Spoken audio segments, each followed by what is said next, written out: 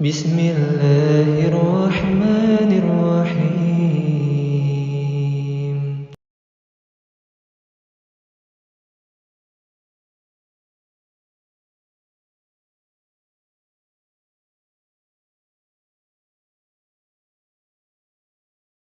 Kita lanjutkan.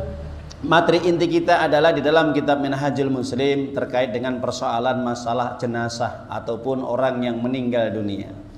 Para jamaah Bapak Ibu yang dimuliakan Allah Ta'ala, kemarin kita menjelaskan bagaimana ketika orang yang meninggal dunia di antara keluarga kita, apa yang harus kita perhatikan, mulai dari memandikan, mulai dari mengkafani, mulai dari mensolatkan sampai menghantarkan ke kuburan yang terakhir, peristirahatan yang terakhir.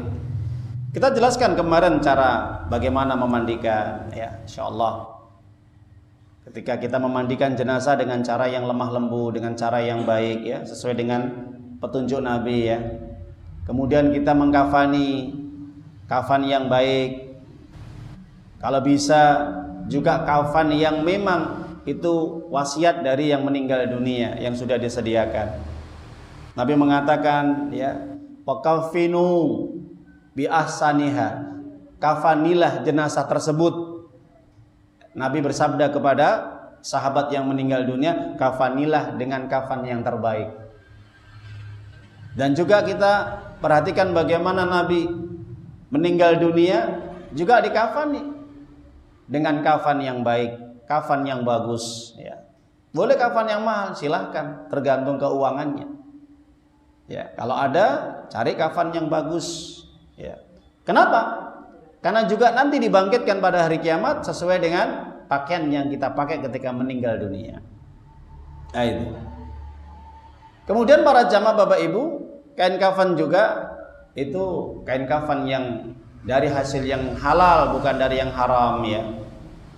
Kemudian juga kita harus memperhatikan bagaimana kain kafan ketika kita membungkus mayit ataupun jenazah, maka secara sunnahnya laki-laki itu 3 lapis, 3 helai. Kalau wanita itu 5 lapis atau 5 helai, gitu.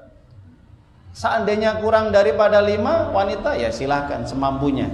Tapi yang dianjurkan, jumhur ulama mengatakan bahwa wanita secara khusus ini sebisa mungkin dibungkus dengan 5 lapis kain kafan. Itu, ya. Itu kalau di dalam hadis yang dijelaskan oleh Nabi. Kalau seandainya tidak punya 5, ya 3 boleh. Dari 5 lapis tadi, kalau wanita, ya, itu ada pakaikanlah sarung, ya. Kemudian dipakaikan juga gamis, ya, atau bentuk gamis itu untuk menutupinya. Kemudian pakai jilbab. Itu jumhur ulama, ya, untuk bagi wanita. Setelah rambutnya dikepang, kemarin kita jelaskan ketika mandikan, wanita jenazahnya pakaikan jilbab. Itu yang di jumhur ulama, berbeda dengan jenazah laki-laki, ya, itu. Kemudian sebisa mungkin, ya, dikasih wangi-wangian yang harum-haruman yang dia senangi. Mungkin Nabi ketika beliau dikafani sama Ali bin Abi Thalib dan istri-istrinya dikasih minyak wangi yang kebiasaannya dipakai oleh Nabi. Jadi kalau penjenengan hari ini, terutama laki-laki ini pakai minyak wangi apa yang senang, maka ketika meninggal dunia bisa. Kalau bisa, saya pakai minyak wangi ini kalau kayak mati. Gak apa-apa. Kenapa? Karena itu juga berpengaruh nanti ketika dibangkitkan, dia akan harum, ya, insya Allah. Kalau dia soleh, kalau dia beriman. Kalau dia gak soleh, bukan harum, bangke baunya, busuk. Jadi maupun dikasih harum-haruman 1 ton, itu gak ada pengaruh. Kenapa? Semasa hidup orang ketika jenazah dikasih wangi-wangian, Pak Bu, nggih, nyun sewu. Kalau kita lihat jenazah-jenazah umumnya kan biasanya Pak Mudin kan dikasih wangi-wangian. Kapas itu dikasih bukhur itu, ya.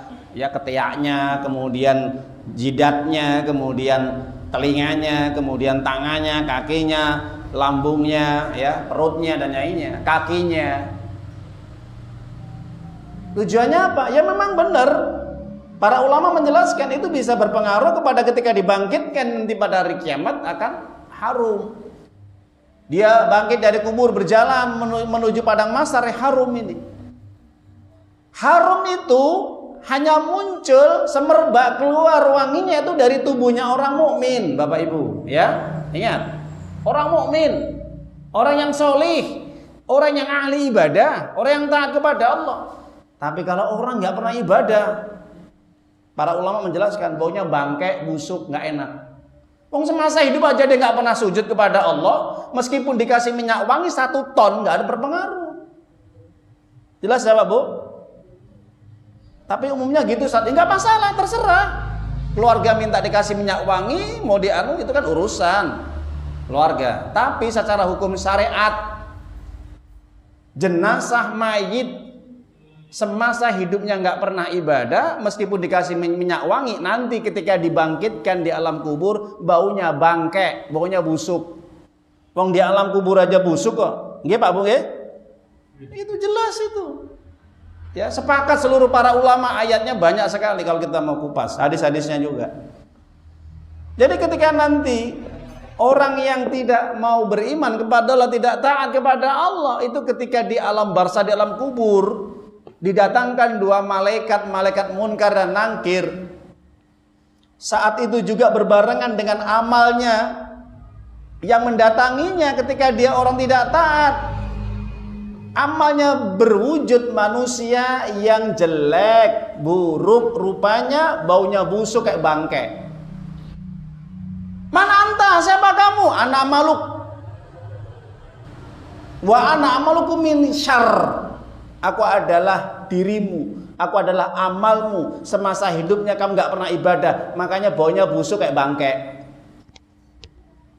Sedangkan orang mukmin berbeda. Orang mukmin baunya wangi, semerbak. Ketika datang amalannya berwujud manusia, ketika datang ditanya sama yang meninggal dunia yang beriman tadi, man anta, siapa kamu? Ana amaluk wa ana amaluka minal khair, dan aku adalah amalmu, amal kebaikanmu semasa di dunia. Arum, semerbak, wangi. Sampai kapan? Hari kiamat.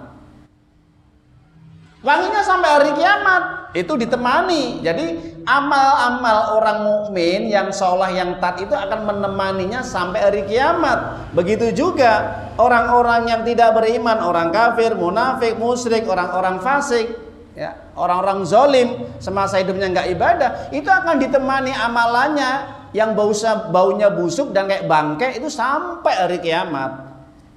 Coba Bapak Ibu kalau di rumah ada bangkai tikus, betah nggak kita? Saya tanya jenengan, betah nggak kalau ada bangkai tikus itu ya? Nggak usah kita 1 hari 1-2 jam munak-munak, muntah-muntah. Itu bangkai tikus. Bagaimana bangkai manusia? Itu ya. Jadi kalau saya lihat di YouTube itu ya, ada jenazahnya, mayitnya Israel yang sedang perang dengan pejuang Palestina itu. Jenazah-jenazahnya ketika ditemukan di dalam kontainer itu, dibungkus itu, ada seorang reporter wartawan dari Israel meliput itu, menemukan di dalam kontainer itu mayit-mayit jenazahnya tentara Israel yang sudah berhari-hari. Baunya busuk, baunya nggak enak. Itu reporter loh ya. Itu video itu sudah saya share itu ke grup-grup itu ya. Dan penjenengan bisa nanti buka lagi nggak apa-apa. Informasinya di YouTube. Kenapa? Bangkainya orang Yahudi itu busuk, nggak enak, ya. Tentara Israel itu, sedangkan berbeda dengan tentara pejuang Hamas, mujahidin. Beda Pak Bu. Kalau pejuang Palestina itu mereka berjuang untuk memuliakan agama Allah, untuk membela umat Islam, untuk membela tanahnya yang dijajah, untuk membela Masjidil Aqsa yang disucikan sama Allah. Makanya siapapun mereka yang meninggal dibunuh orang kafir, tentara Yahudi Israel, baunya harum, semerbak, dan jenazahnya tidak akan pernah hancur oleh tanah, abadi sampai hari kiamat Pak Bu. Jadi ada 2 jenazah yang tidak dimakan oleh tanah, itu 2 kata Nabi. Apa? Yang pertama jenazah para nabi dan jenazahnya para mujahidin yang mati syahid di medan perang membela agama Allah. Ini tidak akan hancur sampai hari kiamat. Masya Allah ya. Yang lainnya hancur, kita hancur kita. Kalau kita Mungkin bukan bagian daripada syuhada ya, tapi mudah-mudahan kita diwafatkan sebagai syuhada. Amin ya rabbal. Ya. Jadi para jamaah Bapak Ibu dimulai oleh Allah Ta'ala, itu perbedaannya ya. Kalau orang Yahudi Israel ini mereka jelas tujuannya perang itu untuk dunia. Untuk apa? Dunia. Jadi kalau orang yang berperang tujuannya untuk dunia, maka nanti kalau mati itu baunya kayak bangkai busuk. Nah itu. Karena tujuannya adalah dunia, karena harta, karena jabatan, karena pangkat dan yang lainnya. Para jamaah Bapak Ibu yang dimulai oleh Allah Ta'ala, itu cara bagaimana mengkafani mayit wanita ya, itu. Jadi itu yang disampaikan oleh Nabi kita yang mulia Shallallahu Alaihi Wasallam, dikasih wawangian, dikasih harum-haruman, nah itu lebih utama kan gitu. Baik, untuk mengkafani kita tidak banyak menjelaskan. Pada dasarnya insya Allah memang yang paling bagus lebih dipraktekkan ya, boleh dipraktekkan ya, atau melihat di YouTube nanti Bapak Ibu silahkan lebih jelasnya nanti tata cara mengkafani, memandikan ya, mayit atau jenazah sesuai dengan syariat, sesuai dengan sunnah, ada semua nanti. Saya tidak banyak untuk menjelaskan. Ayyuhalladzina amanu ittaqullaha haqqa tuqatih wa la tamutunna